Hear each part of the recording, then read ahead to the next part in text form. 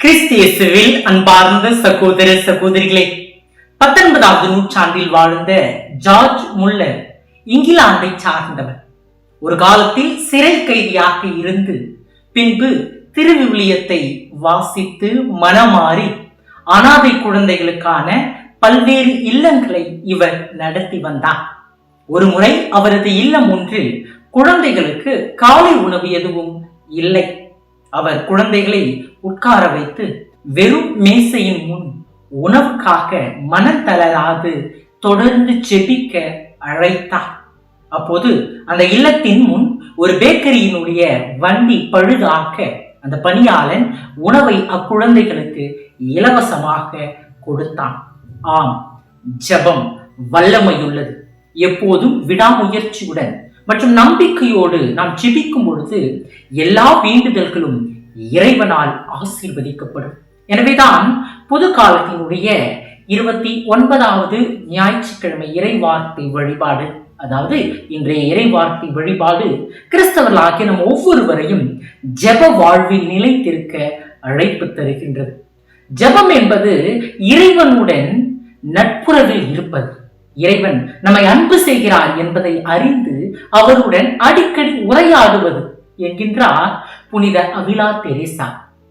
ஜெபம் ஒரு முறை செய்கின்ற ஒரு செயல் அல்ல, மாறாக வாழ்நாள் முழுவதும் நீடித்திருக்க வேண்டிய ஒரு உறவு.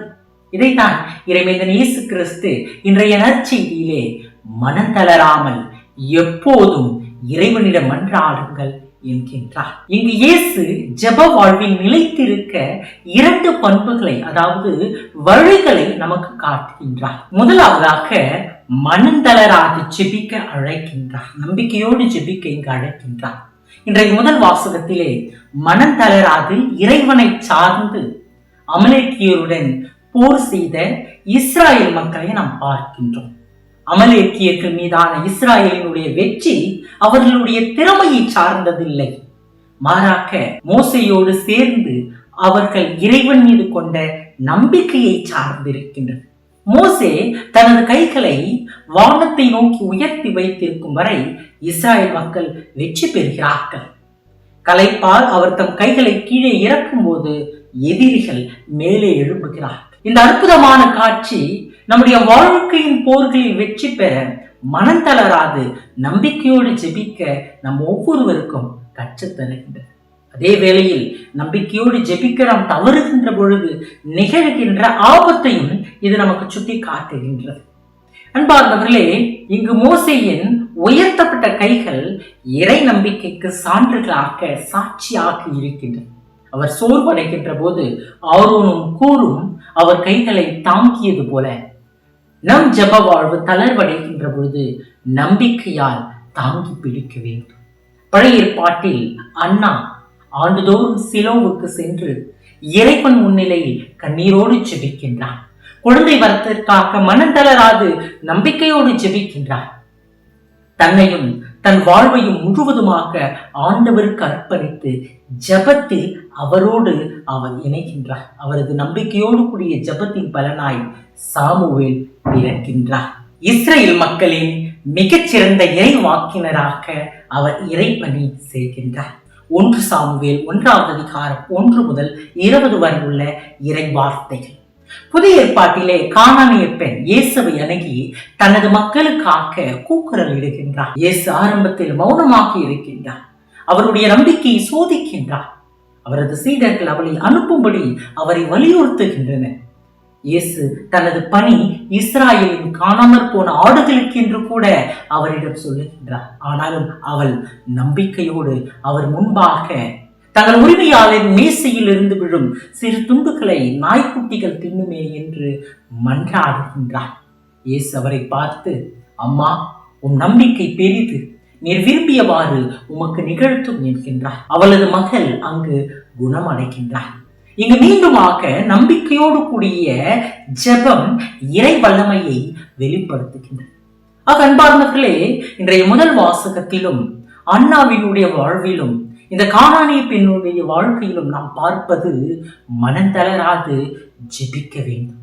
மனந்தளராது ஜெபிக்க வேண்டும் என்று கூறுகின்ற பொழுது நம்முடைய நம்பிக்கை ஒருபோதும் நாம் விட்டுவிடாமல் நம்முடைய ஜெபம் நம்பிக்கை நிறைந்த ஜெபமாக, முழுமையான ஜெபமாக ஆண்டவரை நோக்கி இருக்க வேண்டும்.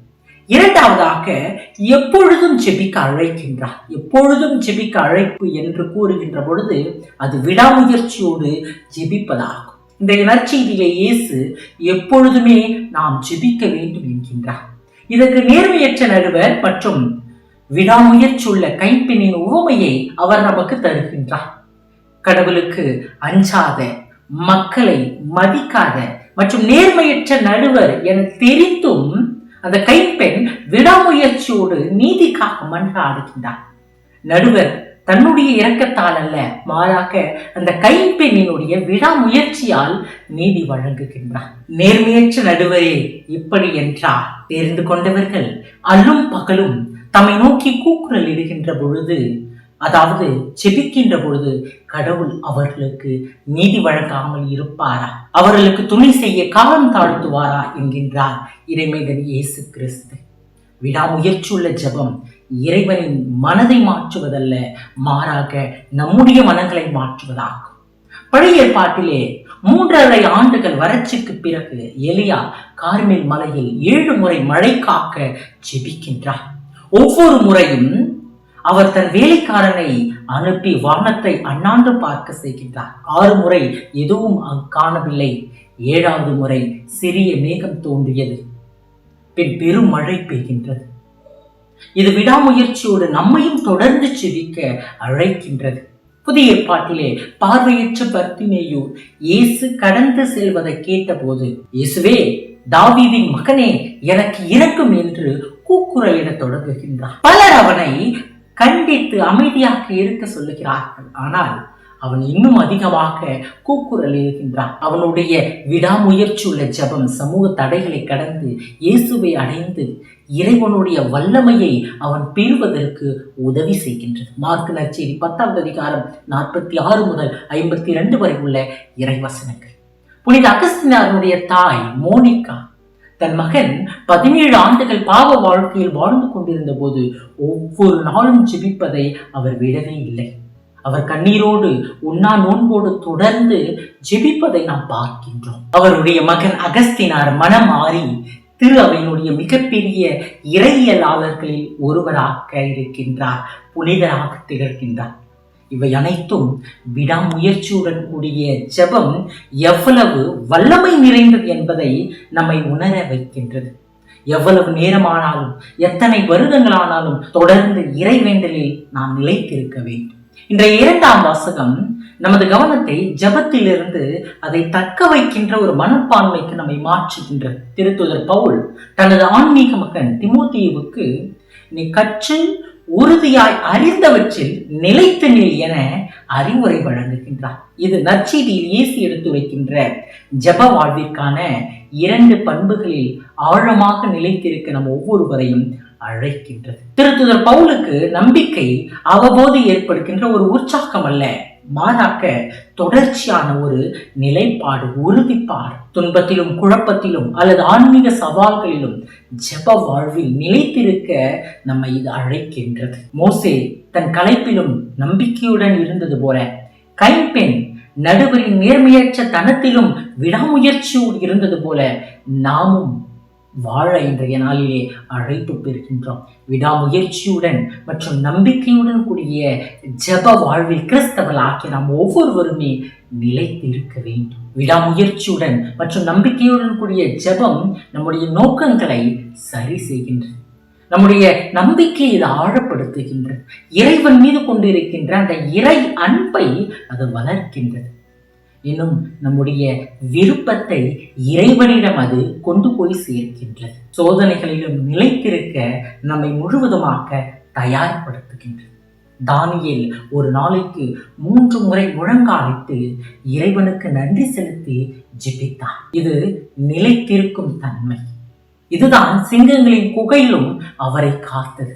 இயேசு அதிகாலையில் எழுந்து தனிமையான இடத்திற்கு சென்று ஜெபம் செய்தார். மார்க்கு 1:35. 12 திருத்தூதர்களை தேர்ந்தெடுப்பதற்கு முன்பு மலைப்பகுதிக்கு சென்று அவர் ஜெபம் செய்தார். லூக்கா 6:12. 5000 பேருக்கு உணவளித்து கடல் மீது நடந்த பிறகு தனிமையான இடத்திற்கு சென்று அவர் ஜெபம் செய்கின்றார். மார்க்கு 6:46. இயேசு தன்னுடைய பணி வாழ்வில் ஜெபத்தின் மூலம் ஆன்மீக புத்துணர்ச்சியை அவர் தொடர்ந்து பெற்று வந்தார். ஏன் முதல் கிறிஸ்தவ சமூகம் கூட ஜெப வாழ்வில் நிலைத்திருந்தது. திருத்துதர் பணிகள் 2வது அதிகாரம் 1வது வசனம். எனவே அன்பார்ந்தவர்களே, இன்றைக்கு நாமும் நம்முடைய ஜெப வாழ்வில் நிலைத்திருக்க அழைப்பு பெறுகின்றோம். அன்பார்ந்தவர்களே, ஜெப வாழ்வில் நிலைத்திருப்பது என்பது எல்லா சூழலிலும் மனம் தளராது முழுமையான நம்பிக்கையோடு ஜெபிப்பதற்கான ஒரு அழைப்பாகும். அப்பொழுதுதான் நாம் இறை வல்லமையை நம்முடைய வாழ்க்கையிலே முழுவதுமாக உணர முடியும். அன்பார்ந்தவர்களே, இன்றைய முதல் வாசகத்திலே மோசேயினுடைய கைகள் சோர்வடைகின்ற பொழுது ஆரோனும் ஹூரும் அவற்றை உயர்த்தி பிடிக்கிறார்கள். இது ஜெபம் வெறும் தனிப்பட்டதல்ல, ஒரு சமூகமானது என்பதையும் நமக்கு உணர்த்துகின்றது. எனவே நாம் தனிமைப்படுத்தப்பட்ட கிறிஸ்தவர்கள் அல்ல, நாம் கிறிஸ்துவில் ஒன்றோடு ஒன்று இணைக்கப்பட்டு ஒருவரை ஒருவர் சார்ந்து வாழுகின்றோம் என்பதையும் இந்த நாளிலே உணர்ந்து நம்முடைய சகோதர சகோதரிகளினுடைய ஜெபங்கள் நம்மை தாங்குகின்றன, நம்முடைய ஜெபங்கள் அவர்களை தாங்க வேண்டும் என்ற ஒரு உணர்வோடு ஒருவர் மற்றவருக்காகும் இன்றைய நாளிலே நாம் ஜெபிக்க கற்றுக்கொள்வோம். இறைமகன் இயேசு கிறிஸ்து நமக்கு கற்றுத் தருகின்ற உயரிய பண்புகளான நம்பிக்கையும் விடாமுயற்சியும் நம்முடைய ஜெப வாழ்வில் நிலைத்திருக்க செய்வோம். அப்பொழுது நம்முடைய கிறிஸ்தவ வாழ்வில் ஜெப வாழ்வு எப்பொழுதுமே நிலைத்து நிற்கும். இறைவன் நம் ஒவ்வொருவரையும் ஆசீர்வதிப்பார்.